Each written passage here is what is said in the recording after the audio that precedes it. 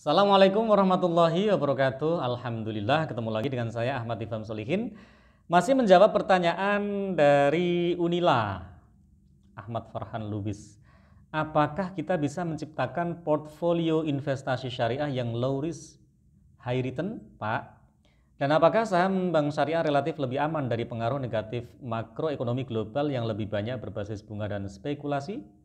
Dengan demergernya bank syariah, apakah langkah tersebut optimal, Pak? Oke. Namanya low risk high return, ini tergantung kita pelakunya ya. Ini sebentar, sebelum saya ngomongin investasi syariah, ini pengalaman saya sendiri. Namanya low risk high return itu sebenarnya bisa terjadi ketika pengalaman saya di awal-awal bikin konsultan sendiri gitu ya. Ya modalnya bisa dibilang modal fisiknya ya nol. Modal barangnya ya paling-paling pernik-pernik untuk keperluan apa ya laptop gitu ya misalnya. Kemudian untuk materi di awal-awal ya ngeprint di rental aja gitu ya. Artinya modalnya nggak banyak. Returnnya ternyata insya Allah ya high karena ini konsultansi kan begitu. High dalam ukuran saya waktu itu ya, sekali pelatihan misalnya dapatnya berapa. Kalau dibandingkan dengan modal yang harus dikeluarkan kan modalnya jadi terlihat sangat kecil gitu ya, apalagi kalau misalnya jam terbang kita sudah tinggi sehingga dengan modal yang cenderung sedikit gitu ya ternyata menghasilkan sesuatu yang banyak. Itu low risk high return. Ini kan pertanyaannya kan portfolio investasi syariah secara umum ya bisa dengan cara seperti itu. Biasanya dominan ini merupakan perusahaan yang berbasis jasa ya, atau sewa menyewa. Tapi kalau sewa menyewa kan harus ada barangnya dulu ya, nanti ada penyusutan dan lain sebagainya. Kalau menurut saya bisa low risk high return itu untuk bisnis berbasis jasa. Nah, apakah saham bank syariah relatif lebih aman? Lebih aman ini kalau dari sisi kalau dari sisi bisnis, dari sisi nasabah kan cenderung lebih aman tuh karena berbasis real semua. Real itu maksudnya adalah ini nggak ngomongin real dalam arti real, sektor keuangan, enggak. Real dalam arti menurut syariat Islam, ya real adalah ketika transaksi melibatkan tiga hal. Ainun ya objeknya adalah sesuatu yang bisa dilihat, kemudian manfaat ya, manfaat barang maupun manfaat perbuatan ya berbasis jasa, maupun dari transaksi yang melibatkan saman atau harta ribawi. Ini real semua kalau menurut syariat Islam. Kalau transaksi di bank syariah, dari sisi nasabahnya yang berkontrak dengan bank syariahnya, ini real. Insya Allah cenderung lebih tahan krisis. Tapi kalau bebas dari krisis, enggak. Sunnatullahnya namanya bisnis itu tetap akan terdampak krisis kalau terjadi krisis. Meskipun ya ada potensi juga, begitu ada krisis kok malah bisnisnya makin moncer aja ya bisa juga. Ya, yang penting ada risk ya yang harus dihadapi, yang harus siap dihadapi, untung rugi impas kan begitu. Nah, kalau terkait bank syariah, sahamnya bank syariah ya sebenarnya tergantung kan begini ya, kinerja perbankan syariah itu kan tergantung dari bisnisnya itu sendiri kan, bisnis halal itu udah clear, udah oke. Nasabahnya juga yang harus yang sehat-sehat ya, mau bisnis sekeren apapun, syariah seperti apapun, kalau nasabahnya nanti nggak sehat, itu bisa kolaps juga gitu ya, bisa. Begitu juga dengan para praktisinya, para bankirnya. Ya, kalau bankirnya itu nggak kompeten, misalnya kemampuan perbankannya kurang, meskipun kemampuan syariatnya tinggi, bisa aja itu nanti dari sisi bisnisnya bisa terganggu. Kalau terjadi dampak terjadi pengaruh negatif makroekonomi global ya terpengaruh juga ya. Untuk transaksi dengan nasabahnya, misalnya jual beli, harganya udah disepakati 100 juta, kan nggak ngaruh nanti suku bunga mau jungkir balik kayak apapun kan nggak ngaruh, itu dari sisi nasabahnya. Tapi kalau dari sisi keberlangsungan hidup bank syariahnya yang butuh likuiditas dan semua operasional yang itu tetap bisa dipengaruhi oleh suku bunga dan itu halal, karena ini nggak ada kaitannya dengan transaksi loh ya, transaksi antar nasabah yang sudah deal ya, maka ini terdampak ya. Tapi terdampaknya akan sebesar apa tergantung dari kinerja bank syariahnya, dari praktisinya, dan dari sisi tingkat kesehatan nasabahnya, dari sisi kinerja yang sudah terjadi, itu akan mempengaruhi itu. Nah, terlepas dari kinerja bank syariah kayak apapun, kalau saya punya duit dan saya mau beli sahamnya suatu bank, maka saya hanya akan beli bank syariah saja. Saya tidak akan mau bank konven karena saya hanya mau yang halal saja. Mau resiko kayak apapun tetap saya hadapi. Insya Allah barokah. Barokah itu kan ziyadatul khair, bertambahnya kebaikan. Ya nggak peduli mau untung mau rugi. Kalau berkah insya Allah kebaikannya pasti ada. Itu kalau saya. Nah, boleh ditiru ya. Jadi meskipun misalnya nih saham syariah nilainya lebih rendah dibanding saham bank konven misalnya, saya tetap akan ngambil saham bank syariah. Terpengaruh dengan negatif makroekonomi global, ya terpengaruh. Berbasis bunga, spekulasi, dan lain-lain.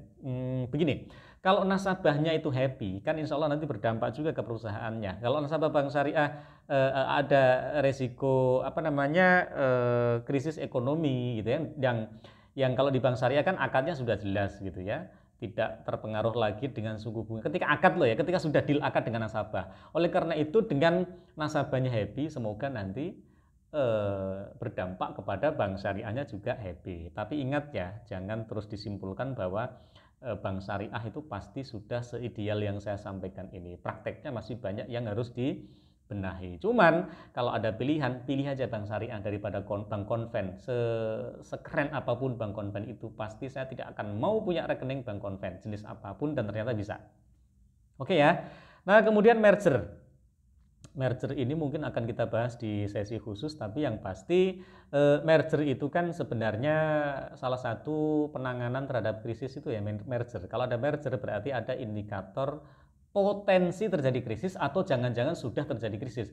Tapi kalau dibilang sudah terjadi krisis, kalau tolak ukur perbankan yang kena krisis itu bisa di 9% atau 10% NPF. Bank Umum Syariah kayaknya nggak nyampe segitu gitu ya. Tapi mungkin suatu ketika ada potensi terjadi krisis ya, mungkin di bidang tertentu, atau karena biar efisien ya, diancang-ancang dari sekarang nih, jangan sampai nanti meledak, boponya tinggi ya, biaya operasional dibanding dengan pendapatan operasionalnya tinggi misalnya. Maka mungkin dari sisi ini tepat ya dilakukan merger.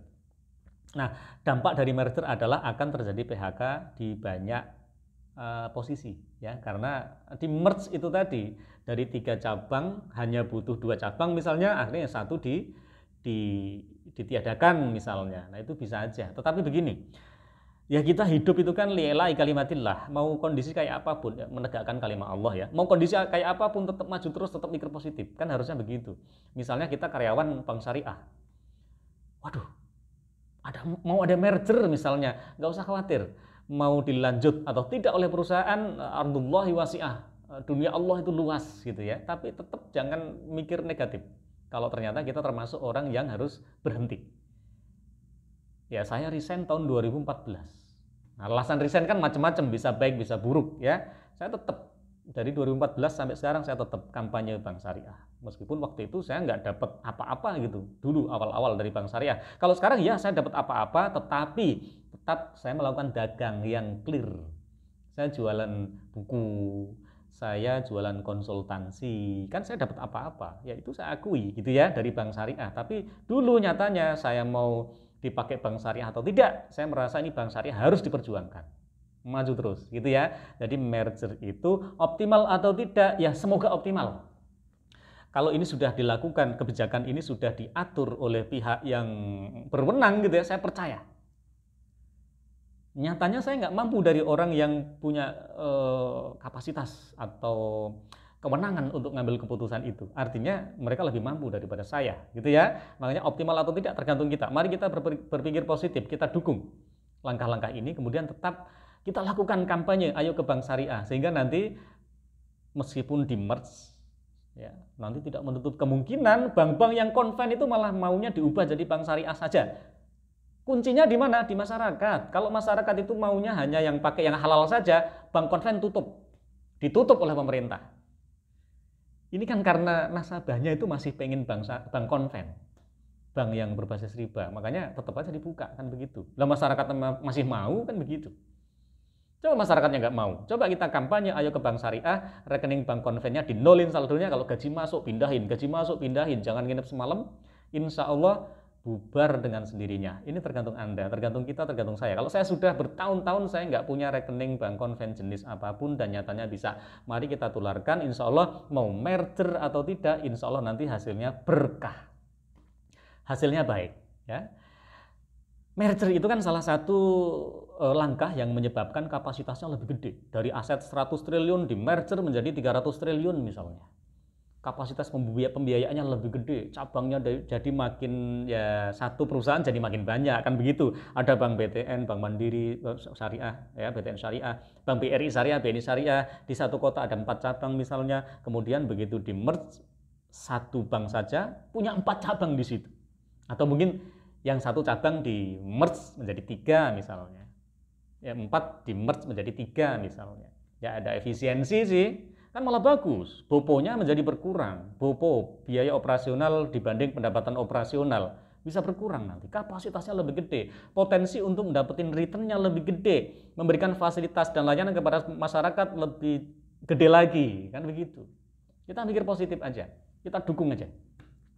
Yang penting kita kampanye, ayo ke bank syariah, nanti begitu itu di merger, nanti yang konven malah pada pindah ke syariah, makin banyak lagi, kan begitu. Kita mikirnya positif, ya. Oke? Wallahul muwaffiq ila aqwamit thoriq. Assalamualaikum warahmatullahi wabarakatuh.